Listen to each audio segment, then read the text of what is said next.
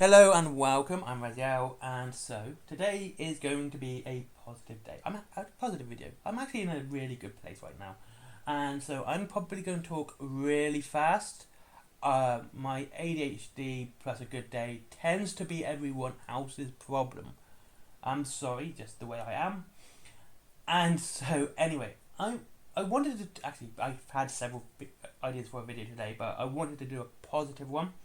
So I'm going to do why leaving Games Workshop was the best choice I ever made in the hobby. So let's just talk about Games Workshop at a moment. Games Workshop has a monopoly over the wargaming scene, mainly because they kind of hit every genre within the fictional settings part. I don't know what you call it. They have fantasy, they have sci-fi, they have very small scale, they have big battles, skirmish games. They've got everything, and it's also fantasy and, of course, science fiction. And they just managed to branch out into every aspect, which, as far as I can see, I'm probably wrong, and I'm going to bring up one-page rules in a minute, but most companies tend to stick to one genre. War Cradle tends to stick to their alternate timeline of the dystopian age. You have Dystopian Wars, my favourite, Warlord Exodus, and of course coming out is Armed Clash, which I'm really excited for. It's a game I'm really happy for, and because I get to read more new lore, and I will definitely be doing more lore videos on that when that box comes out. So, and then you got Warlord Games, who is very much a fantasy, sci-fi fantasy. I don't know what you call it, because they got robots, space elves, and as well as normal orcs, dwarves, humans. It's just a weird setting, and I absolutely love it for all its bizarre antics. It's fantastic. I love it.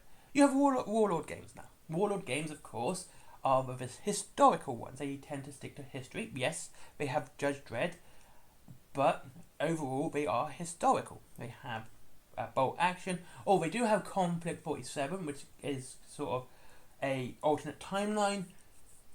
Historical, but it still could be considered historical, though alternate timeline. Pike and Shot, Black Powder, so they're very much a historical wargaming company. The only company I can really see that tends to branch out into both is Mantic, with Kings of War and the Firefight or Warpath setting. I think it's the Warpath setting, but again, they tend to branch out into both, and that's the only one I can really see that does both. If there's others, please leave a comment. I might have missed one. And so, Games Workshop having this monopoly over the entire wargaming scene is a lot to do with, in my opinion, that they tend to branch out into most of the sci-fi and fantasy, where most companies tend to stick to one, so they kind of don't actually have the other to, how it sells. That's absolutely fine. These companies like to be comfortable with what they're doing, and they know what their fans like. Now, Games Workshop's monopoly is going to fail. It always does. It's something that we see all the time. It's not me being a negative Nancy here. It's me just saying it's going to happen. And though I think the reason is, there's a couple of reasons, big ones for me anyway, is 3D printing. I do not 3D print. It's something I don't have time for. It's something I've said a lot. But I'm not going to talk about quality either, because it's basically person-to-person sort of thing. Because 3D printing can be quite fiddly to learn and do. It can be. I know there are programs and obviously things that people produce, which makes it a lot easier, but overall we can say it's a bit fiddly. There's also the high street problem, the online problem, which Games Workshop have. Games Workshop still have their high street stores, which, okay, is pretty good if you're out in town and you have one near you. However, the most high streets now, you'll see a lot of coffee shops. Now, the reason you see a lot of coffee shops is because it's the one thing that you can't really do online. You can't really go out for a coffee online. But when it comes to normal stores, such as toy shops, model shops, you'll see they tend to go into an online category more because it's convenient for the customer.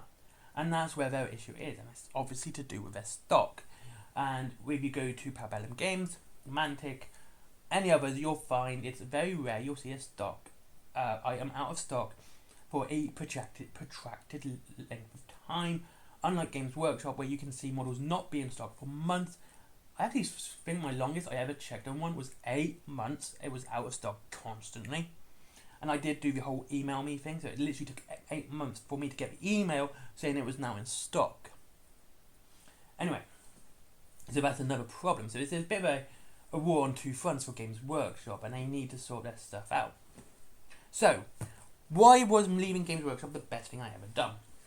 Now, I know I've scrambled on for a bit, but now I can get to the point. And the point is, first things first, is my cabinet where I have my models is now very diverse.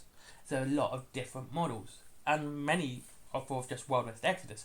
I've got a very few models which I actually have repeated in Wild West Exodus, and that is a Brave for Warrior Nations, to be honest with you. Let's not tell a lie. It's a Brave, and it's some Wolves and some Wailing Spirits Walkers. Mainly because I wanted to do, I wanted a nice lot of animals for it, and two Braves looking the same came in with the Tribal Retribution box. Of course, I have two of the same figures when it comes to like Wolves looking. I have her Legendary edition and I have a normal edition, but they are different models. And plus, I actually kind of like the normal edition over the Legendary one, but that's just me. But my models have come and gone and have become very varied. I've got Undead Romans, I've got Space Elves, Dark Gritty Space Elves, Halflings, Nikola Tesla and Power Armor. My models look very different now, and it doesn't look like my Games Workshop cabinet, which has lots and lots of the same model.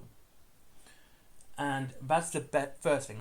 That's the one that's really makes me happy. It's just the amount of different models I have, different types of factions and different types of stories that they all tell, really gets me going. Then there is the story element. One of my biggest issues with Black Library at the present time is that the lore and settings of Games Workshop have become very stale, very static and stagnant.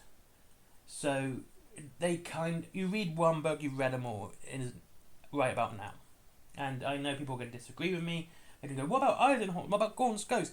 That's the thing. Those books are almost 20 years old. They're not brand new books. They are very old. But if you read the newer books, a lot of the newer books, like the Siege of Terror stuff, and like Infinite and the Divine, the story and plots tend to maintain the same. You might have some comedy elements in it, or different bits, but they do maintain the same thing.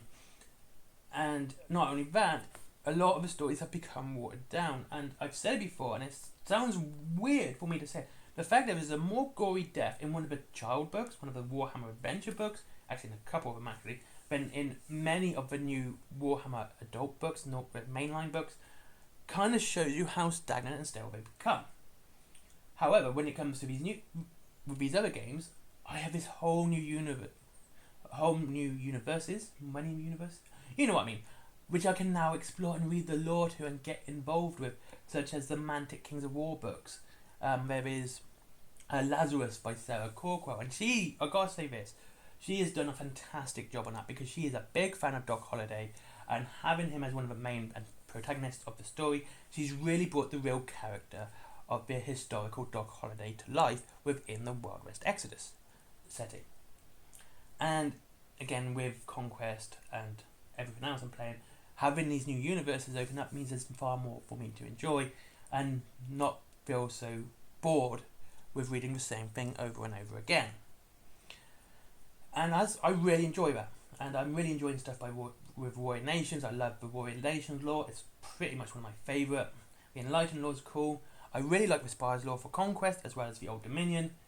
And as for Kings of War, I'm trying to actually choose one I really like at the moment, because it's all pretty cool, but not a big fantasy fan, I'll be honest with you. And so reading fantasy kind of I struggle with it sometimes. But I think I'm really starting to enjoy the Ratkin lore for them. That's kind of weird. The Goblin lore is funny, as always. You can't have goblins and not be funny. But you see this sort of thing going, and you basically got new universes which I can enjoy, rather than just the same old, same old. Again, this isn't a negative video, it's not meant to be negative, it's just me pointing out why I feel better in myself trying these new games and new universes. Now, the last one, I've got to make this the last one, because I could just ramble. It's the prices. Of course, it's always going to be the prices. Now, when I was thinking about today's video, my video was going to be about the price rises within Games Workshop and how it's an overall price rise rather than just the new stuff. Now, if the new stuff's more expensive, I can kind of live with that. Obviously, it's new, they've had to do a lot more work to it, but when it's a 20-year-old model, which is getting a price increase, it kind of makes me think, why is that one getting a price increase? It's a 20-year-old kit. So, and that's the thing. Now, Conquest are larger models, and I will be doing a size comparison video for that. And then it's not just the prices overall, because like you will spend £40 on a box for Warlord Games, and you can go anything from 4 models to, I think the most is like 8 or 9. But that's all you need to pay. You don't need to buy anything else. You don't need to buy other boxes to play Warlord Games. So it's a one and done deal. But when it comes to larger armies, such as Conquest and Kings of War, you find you're spending about less than 30 quid for a standard box of a unit. You tend to pay more for obviously bigger things, and such as looking at bone golems for my old Dominion army and realising that's like 50 quid for 3 of them, but they are large models. They're about the size of a dreadnought, so you're getting 3 dreadnought size models for 50 quid. And so you kind of feel like you're actually getting your money's worth. And as for Mantic, you're obviously always going to save a lot of money because they really do put the consumer first with their pricing. I've yet to see anything overly priced. I mean, sometimes there's some things that do look kind of more expensive than others. I'm not a big fan of that Night Stalker flyer for Firefight. I think it does look kind of overpriced, but I don't know how big it is, and I don't know what it looks like, so that's just my opinion on it, okay? Until I can actually tell you factually what it is, I can't really say much more. But it does feel, when I buy anything from my Desert Rats for bolt action, or I buy anything for Warlord Games, if I buy anything for anything else, I always feel like I've got my money's worth with what I've bought, and I think that's a great feeling to have when you feel like you've actually you spent your money well. Whereas at the moment with Games Workshop, if you're telling me $60 for 3 models, I'm just going to laugh at you and say, you're having a joke, mate. You're having a laugh, mate, And that's kind of the biggest issue. So, yeah, moving away from Games Workshop, and also, gotta say, channel-wise, as you've kind of noticed, I don't really talk about GW much anymore. I don't really focus on it. I tend to focus on every other game I play. I actually helped my channel grow. I've actually had a far bigger growth and more growth through that than I did with Games Workshop videos. I do talk about GW when I think it is pertinent, such as today, and yes, and the last one, which was the Blood Angels video, but I try my best to avoid them because I'd rather talk about Conquest, rather talk about Kings of War, I'd rather talk about Warlord Games. I'd rather talk about all these other games first because they're far more enjoyable. Anyway, thank you very much for watching. I hope you enjoyed this incredibly long 13-minute video on wargaming and why I thought leaving Games Workshop was the best, why I think leaving Games Workshop is the best thing I've ever done in the hobby.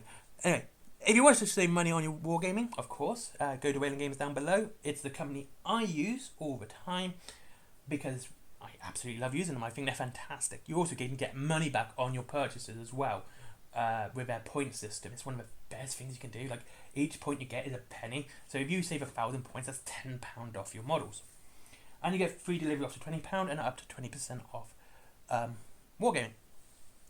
There is also Forbidden Planet for comics, DVDs, mangas, etc, etc, toys, plushies, cool stuff, everything that's cool. That's down there below as well. And there is also my merchandise, stickers, t-shirts, cups, blah blah blah blah blah. My comics as well, they're down below. There is Skyforge, never forget Skyforge, good friend of mine. And finally, Patreon, business, bye bye.